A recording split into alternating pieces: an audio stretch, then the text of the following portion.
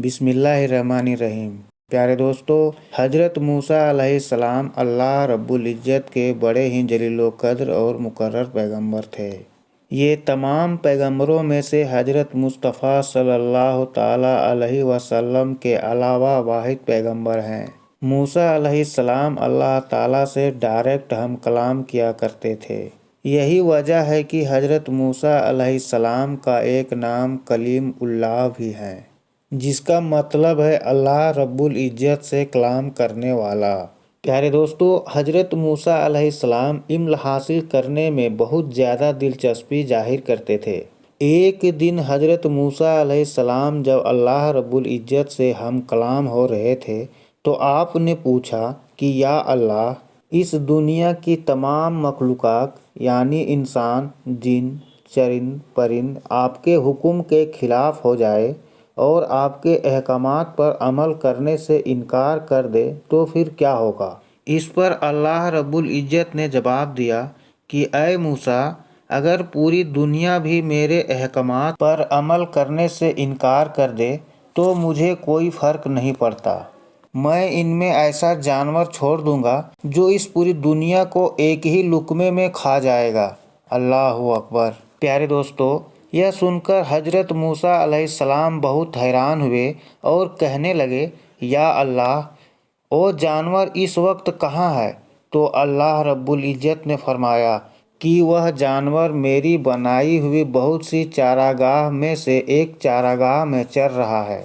प्यारे दोस्तों, यह वह हदीस का मफ़हूम है जिसके बारे में नबी करीम सल्लल्लाहु ताला अलैहि वसल्लम ने अपने सहाबा इकराम को बताया। यह सुनकर ही इंसान हैरान रह जाएगा कि ऐसा भी कोई जानवर है जो इस इतनी बड़ी दुनिया को और इसकी तमाम मखलूक़ात को एक ही निवाले में खाकर हड़प कर जाए।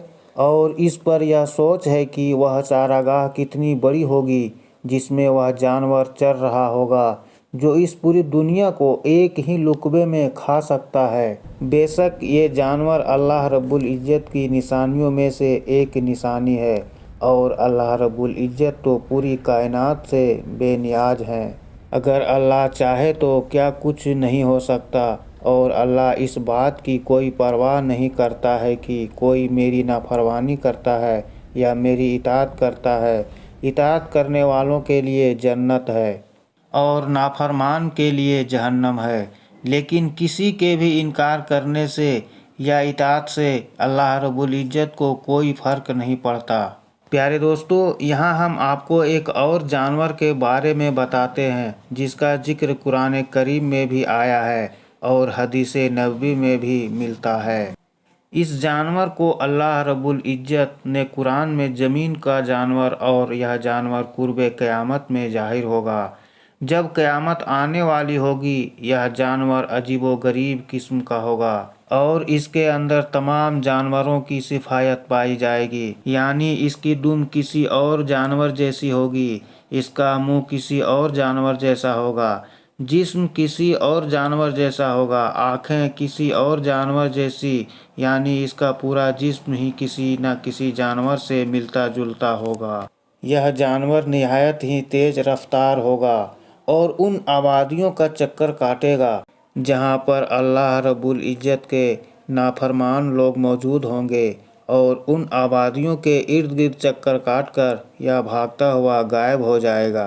बहुत सारे लोग इस जानवर का पीछा करने की कोशिश करेंगे लेकिन किसी के हाथ में नहीं आएगा। इस जानवर को भी हदीस मुबारका में अल्लाह रब्बुल इज़्ज़त की निशानियों में से एक निशानी करार दिया गया है।